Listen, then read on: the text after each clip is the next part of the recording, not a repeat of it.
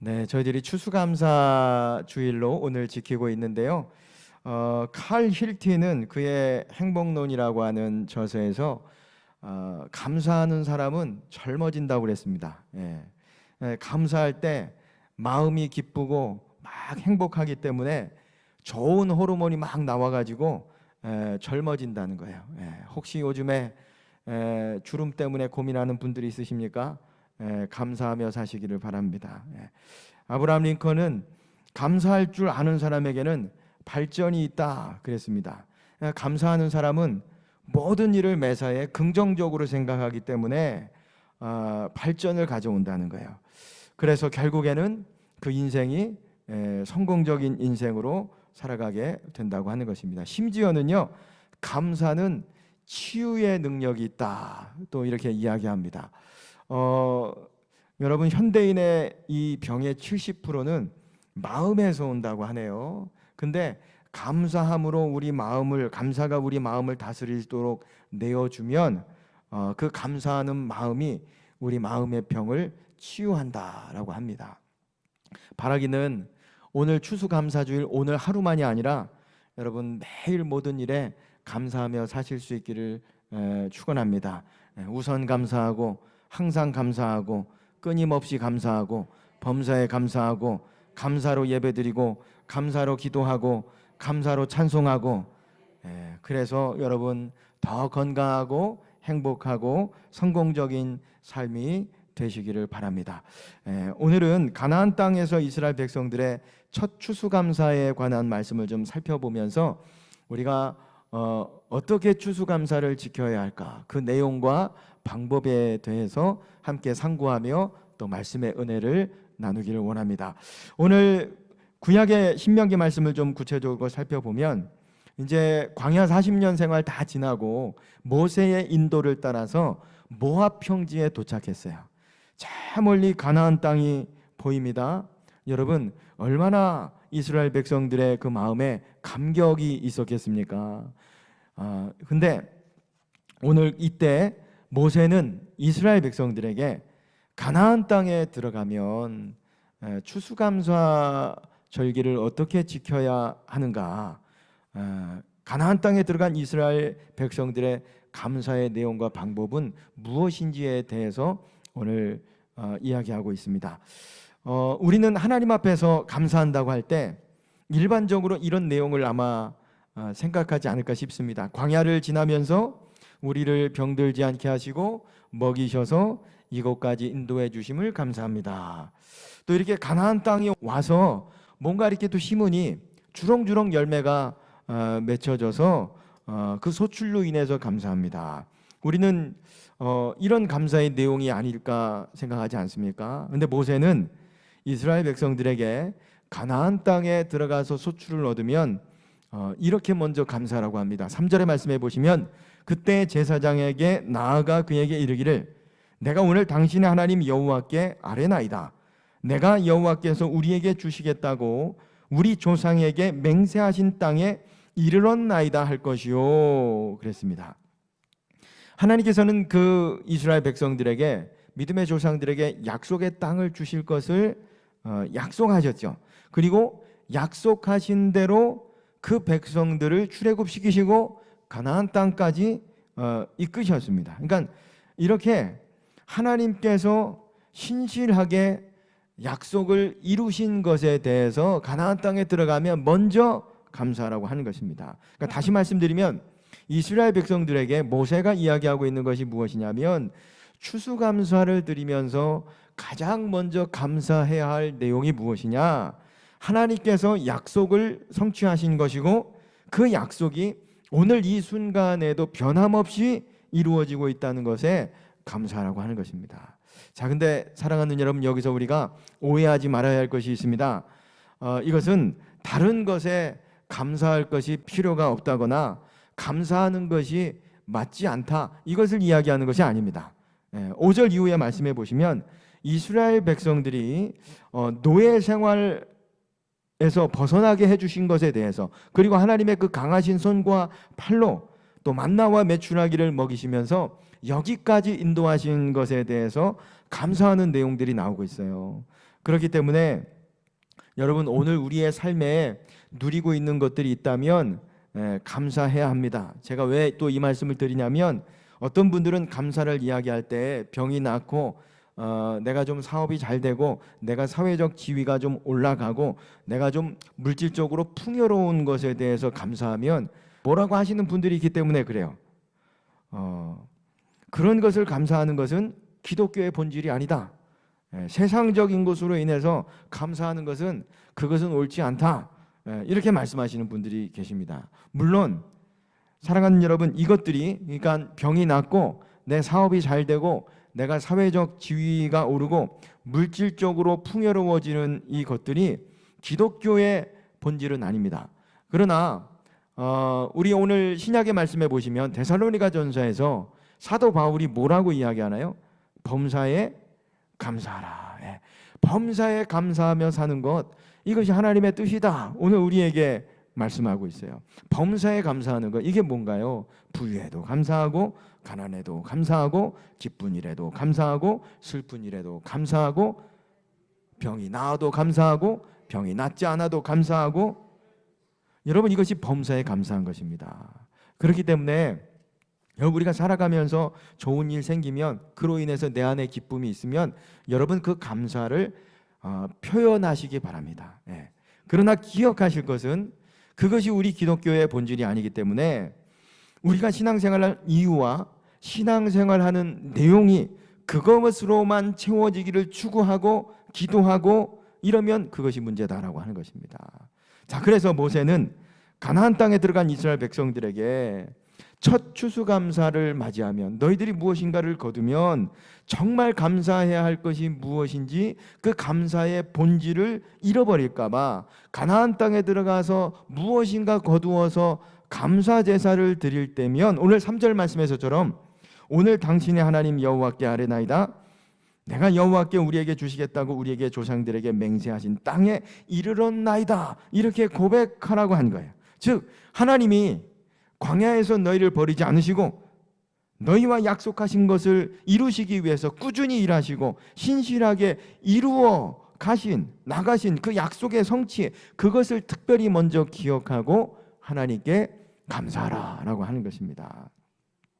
사랑하는 여러분, 오늘 추수감사 절기를 맞아서 우리가 하나님 앞에 감사하며 나갈 때 이 감사로 나갈 수 있었으면 좋겠습니다.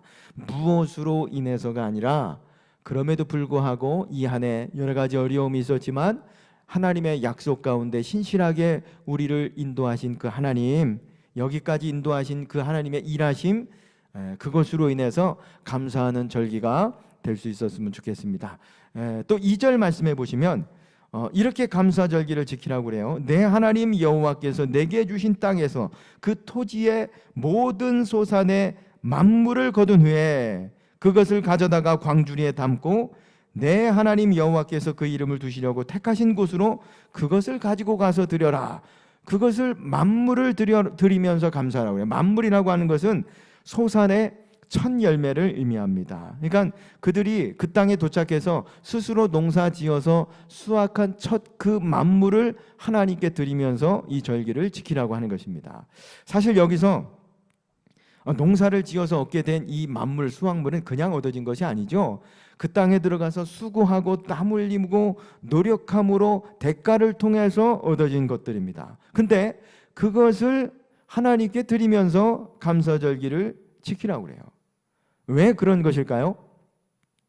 앞서서 약속을 성취하신 하나님께 감사하라고 그랬잖아요. 그 약속을 성취하신 하나님께 감사하는 것과 이 소산물을 하나님께 드리는 것은 어떤 관계가 있는 것일까요? 이스라엘 백성들이 애굽에 있을 때도 수고함으로 열매를 거뒀을 거예요. 그러니까 보세요. 애굽에서 수고해서 열매를 거둔 것하고 가나안 땅에 들어가서 수고해서 열매를 거둔 것하고는 다를 것이 없어요. 수고함으로 열매를 거두었어요. 땀 흘려서 내가 뭔가 내 손에 쥐게 되었습니다. 자, 근데 여기 분명한 차이가 있습니다. 그게 무엇인지 아시겠습니까? 애굽에서는 내가 열심히 수고하고 땀 흘려도 그것이 내 것이 되지 않아요. 누구 것이었나요? 바로의 것이었죠. 바로 왕에게 그걸 다 갖다 바쳐야 됐습니다. 그러나 가나안 땅에 와서는요, 하나님의 약속의 땅에 와서는 어때요? 그 농사에 내 수고의 양이, 수고의 열매가 많건 적건 그걸 떠나서 수확한 것을 내가 누릴 수 있게 되었다는 것. 이것으로 인해서 하나님께 감사하라고 하는 것입니다. 사랑하는 여러분, 이것이 하나님의 약속의 성취로 주어진 하나님의 복인 줄 믿으시기 바랍니다. 그러니까 그래서 그 땅에 너희들이 열매를 거두면 그것을 만물을, 첫 소산물을 하나님께 드리라고 하는 거예요.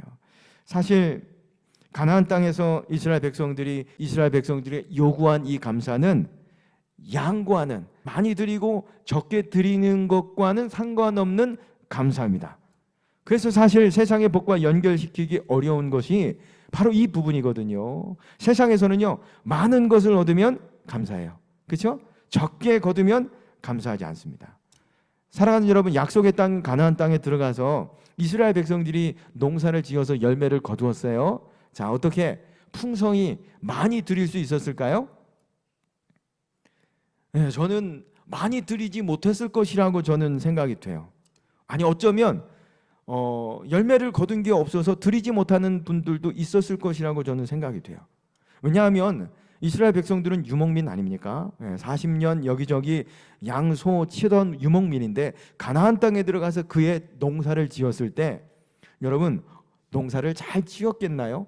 농사에 대한 지식이 없지 않았겠습니까? 그러다 보니까 처음 열매를 거둔다고 해도 그게 농사를 잘 못 지어서 손에 쥐는 게 얼마 없었을 것입니다.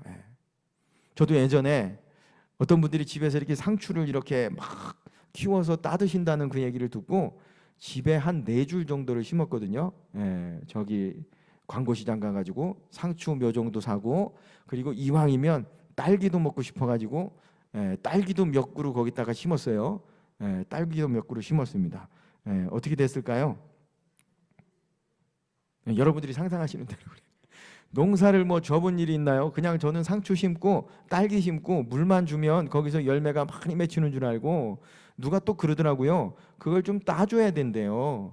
그래서 상추를 땄지요. 근데 대만 길어지는 거 있죠. 대만 길어지고, 또 이게 간격을 너무 이렇게 바짝 붙여 놓으니까 원래 상추가 이렇게 작은가 저는 싶을 정도로 상추가 안 자라더라고요. 그러니까 농사에 대한 지식이 없으니까. 딸기는요, 딸기는 그래도 한 2개 건진 것 같아요.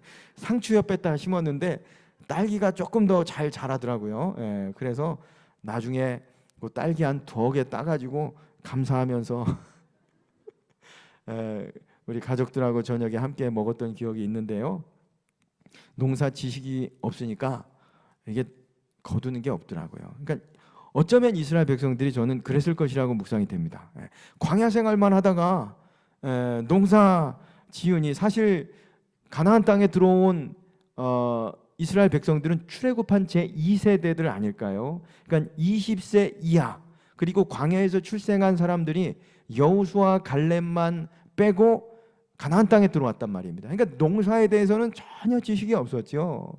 그러니까 처음 농사를 진다고 해도 거둔 게 없었을 것이고 소출도 적었을 것입니다. 어쩌면 그 수확물들을 손에 들고, 그래도 애굽에서의 경험이 있는 사람들은 야, 애굽에 있을 때가 더 좋았을 뻔했다, 또 그랬을 수도 있을 것 같아요. 기록되지는 않았지만, 그때는 노예기는 했지만 하루 3끼 꼬박 주는 밥 먹을 수 있지 않았겠어요? 근데 약속의 땅에 와서는 내가 수고하고 거둔 이 열매의 양이 너무 적은 거예요. 그러나 오늘 하나님께서는 그럼에도 불구하고 하나님께 감사하라, 오늘 말씀하고 있습니다. 그러니까 이것은 내 손에 쥐게 된 그 양의 어떤 수확물의 양이 아니라 그 결과에 대한 것으로 인해서, 그러니까 이제 내가 수고함으로 땀 흘렸을 때 그것을 내 것, 그게 양이 많고 적음을 떠나서 내가 그것을 누리게 되었다는 것으로 인해서 하나님께 감사하라고 하는 것입니다. 자, 근데 여기 또 여러분 성경의 숨은 메시지 하나가 또 있습니다. 그게 무엇이냐면 사실 이스라엘 백성들은 가나안 땅에 들어오기 전에 뭘 먹고 살았나요? 광야에서 만나와 메추라기를 먹으면서 살았단 말입니다. 여러분, 광야는 어떤 곳이에요? 풀 한 폭이 나지 않는 곳이죠. 풀 한 뭘 심어도 거기 나지 않습니다. 그러니까 이게 무슨 말이냐면 만나가 없이는 살아갈 수 없는 것이 광야라고 하는 거예요. 다른 말로는 가나안 땅에 들어온 이스라엘 백성들과 같이 씨를 뿌릴 필요도 없고 물을 줄 필요도 없고 수확을 위해서 어떻게 해요? 허리가 상하는 그런 노동이 필요 없는 것이 바로 광야다라고 하는 것입니다. 왜요? 왜 그렇습니까? 아침에 일어나면 뭐가 떨어져 있어요? 만나가 떨어져 있기 때문에. 그러니까 수고 없어요. 가서 그냥 뭐가 내가 심고 거두지 않아도 그냥 나가서 그거 가지고 와가지고 가족들하고 나누어 먹으면 된 거예요. 사랑하는 여러분, 오늘 신앙인의 입장에서 보면 어느 것이 더 감격적이고 또 어느 것이 더 하나님이 나를 사랑한다고 느낄 수 있었겠습니까? 날마다 떨어지는 만나를 먹고 살아가는 것일까요? 아니면은 정말 힘들게 일했는데 내가 손에 얼마 쥔 게 없어요. 여러분, 어떤 것을 기적으로 느끼고 어떤 것이 하나님이 나를 사랑한다 생각할 수 있었을까요? 만나로 사는 삶이죠. 힘들게 수고하지 않아도 먹고 살 수 있기 때문에 그렇습니다. 근데 사실 여러분, 우리도 보면 예수님을 믿으면서 우리도 날마다 구하는 것들이 이런 것들 아닌가요? 그렇죠? 하나님께 기도하면 하늘이 열리고 비가 내리고 만나가 내리고, 사실 또 이런 삶을 우리는 하나님이 나를 정말 사랑하시는구나, 이런 사랑의 증거로 느껴지기 쉽습니다. 근데 잘 생각해 보시기 바랍니다. 정작 이렇게 하나님 주시는 만나와 메추라기로 먹은 이스라엘 백성들이 만족을 했나요? 하나님께 감사했나요? 맨날 과자 같다고 뭐라 그랬어요? 다른 거 요구했죠. 고기 주세요, 뭐 주세요. 그러면서 뭐라 그랬나요? 평범한 것을 요구했어요. 그때가 그립다고 그랬어요. 평범한 빵, 평범한 야채, 평범한 과일들, 그런 거 먹고 싶다고 요구했어요. 여러분, 여기서 우리가 놓치지 말아야 할 것이 중요한 것이 하나 있는데, 그것이 무엇이냐면 평범한 것이 복인 줄 믿으시기 바랍니다. 우린 날마다 기적을 원해요. 병이 낫고 사업이 잘 되고 비가 내리고 만나를 우리가 원하지만, 광야 생활을 한 이스라엘 백성들을 통해서 깨닫고 경험하는 것이 무엇이냐면 평범한 것이 최고의 축복이다라고 하는 것입니다. 그러니까 양이 많고 적건은 상관이 없습니다. 내가 고생했더니 그 고생한 수고의 대가로 내 가족이 밥을 먹을 수 있다, 내가 그것을 오늘 기쁨으로 누릴 수 있다, 그러면 그것이 정말 감사한 것이라고 하는 것입니다. 때로는 우리가 아무리 기도해도 여러분 이루어지지 않는 것들이 있지 않습니까? 그래서 하나님이 나를 사랑하시기는 할까? 여러분 이렇게 생각이 될 때도, 여러분 그럼에도 지금 이 순간까지 평범하게 내가 수고함으로 그것을 내 것으로 해서 가정 세끼 밥 먹고 가정을 돌볼 수 있었다면 그것이 정말 하나님께 감사한 내용이다라고 하는 것입니다. 오늘 하나님께서 우리에게 요구하는 감사는 여러분 어떤 감사입니까? 이런 감사를 하나님이 오늘 우리에게 요구하고 계신 줄 믿습니다. 사랑하는 여러분, 광야에서 하늘의 만나를 맛보는 것은 광야에서 뿐이에요. 성경에서 정확히 기록하고 있지 않지만 우리가 알고 느끼고 있는 것이 무엇입니까? 하늘의 만나가 떨어지는 것은, 이런 기적은 초신자 때라고 하는 거예요. 초신자 때, 신앙생활 한지 몇 년 안 될 때입니다. 여러분 신앙생활 한지 몇 년 안 되셨나요? 그때 하나님께 여러분 구하고 찾고 두드리는 삶을 살아가실 수 있길 바랍니다. 그때는 하나님이 즉각 응답해 주십니다. 왜일까요? 하나님이 어떤 분이신지 가르쳐 주시기 위함이에요. 하나님은 전능하신 분이고 하나님은 우리 좋으신 아버지고 우리의 창조주이신 것을 믿게 하기 위해서 초신자 때 기도하면 하나님이 금방 들어주세요. 자, 근데 가나안 땅에 들어가면 삶의 원리와 법칙이 바뀐다는 거예요. 초신자 때는 여러분 만나의 법칙이 적용됐지만 가나안 땅에 들어가면 내가 심고 내가 뿌리고 그리고 수고해야 거두는 이 법칙이 적용된다라고 하는 사실을 잊지 않았으면 좋을 것 같아요. 자, 이스라엘 백성들이 가나안 땅에 들어왔습니다. 이제는 만나가 내리지 않게 되었어요. 수고하고 노력해야 했습니다. 정말 열심히 수고해서 한 해 열매를 거두었습니다. 근데 열매를 거둔 걸 보니까 농사의 기술이 없어요. 적은 소확물을 거두었어요.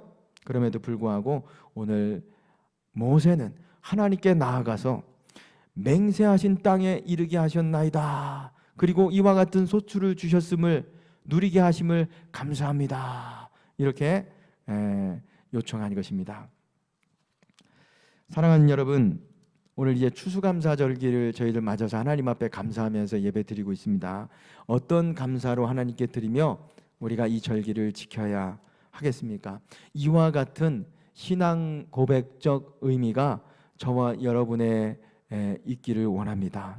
무엇을 풍성히 주셨음으로 인해서 이것으로 인해서 감사하기도 하지만 우리에게 약속을 주셨고 오늘까지 신실하게 인도하신 하나님, 그래서 평범하게 살아왔지만 그럼에도 불구하고 가정을 지킬 수 있었고 작은 것이지만 나눌 수 있게 하신 그 하나님, 그 하나님으로 인해서 감사하는 추수감사 절기가 되었으면 좋겠습니다.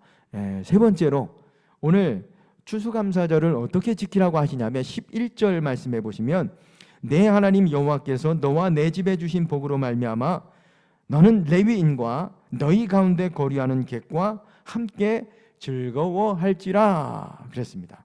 즐거워하라 라고 하는 것은 누려라고 하는 이런 의미도 있어요. 그러니까 내게 주신 복으로 말미암아 즐거워하라. 이것은요, 내게 주신 복을 함께 나누며 누려라 라고 하는 그런 의미입니다. 그렇다면 누구와 함께 누리라고 하나요? 오늘 레위인과 거류하는 객과 나그네와 함께 이것을 나누면서 누리라고 하는 거예요.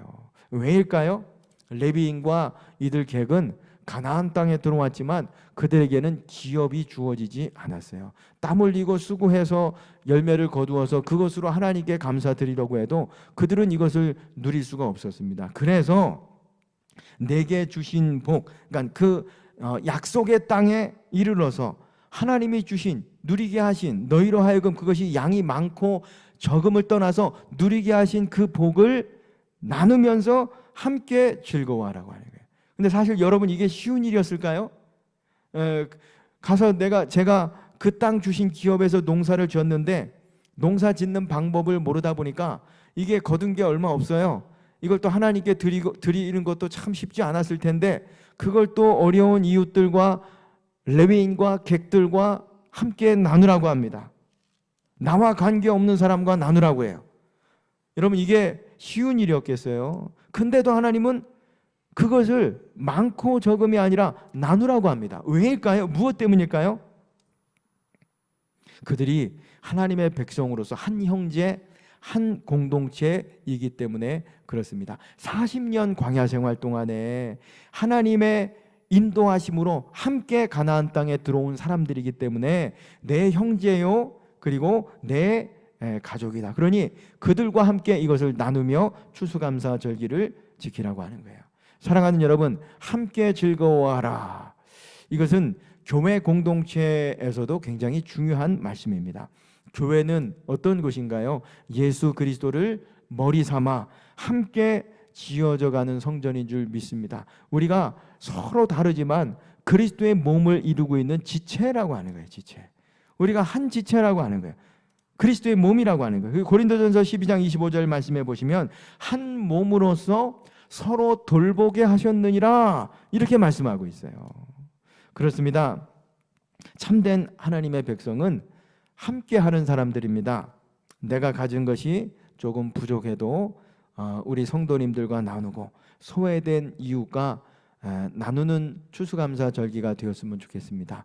나눌 때 하나님께서 더 큰 감사와 즐거움을 저와 여러분에게 더해 주실 줄 믿습니다.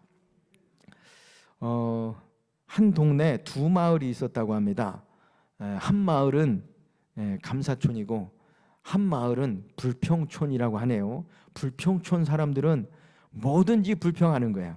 범사에 불평해요. 무슨 일이든지 불만족스럽고 또 무슨 일이든지 또 걱정하고 혹 좋은 일이 생겨도 야 이거 나쁜 일 생기면 어떡하지? 또 근심하고. 근데 감사촌에 사는 사람들은 무슨 일이든지 감사했답니다. 고생해도 감사하고 고난 속에도 감사하고 봄에는 꽃이 핀다고 감사하고, 여름에는 무성하다고 감사하고, 가을에는 열매를 주셔서 감사하고, 겨울은 또 겨울이라 감사하고, 범사에 감사하면서 살았대요. 그런데 하루는 불평촌에 사는 사람이 감사촌에 놀러 왔답니다. 모든 일에 다 감사하는 소리를 듣고 깜짝 놀랐답니다. 그래서 그곳에서 하루를 보내면서 범사에 감사하는 법을 배웠대요. 범사에 감사하는 법을 배워서 다시금 저녁이 돼가지고 불평촌으로 돌아갔답니다. 불평촌에 돌아갔더니 사람들이 물어보는 거예요.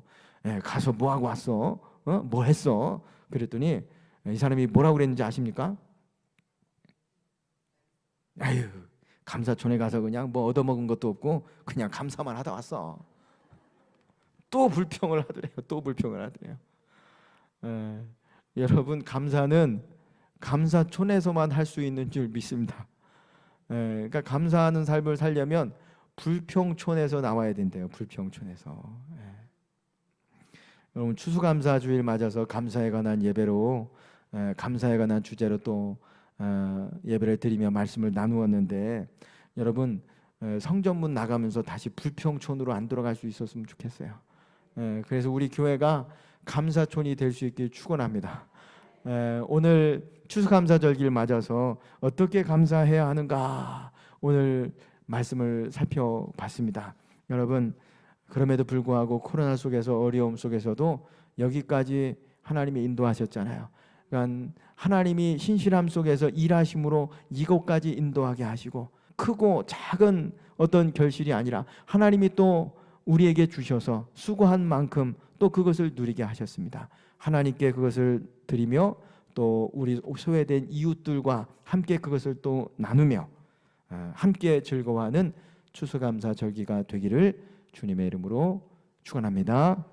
기도하겠습니다. 하나님, 오늘 가나안 땅에 들어간 이스라엘 백성들을 통해서 추수감사의 그 의미와 내용과 방법에 대해서 나누게 하심을 감사합니다. 우리에게 주신 은혜와 축복을, 그것이 많고 적음을 떠나서 약속을 청취하시고 또 오늘도 변함없이 그 약속을 신실하게 이루어 가시는 그 하나님께 감사하며 또 우리 소출을 나누며 감사하며 지키는 추수감사 절기가 되게 하옵소서.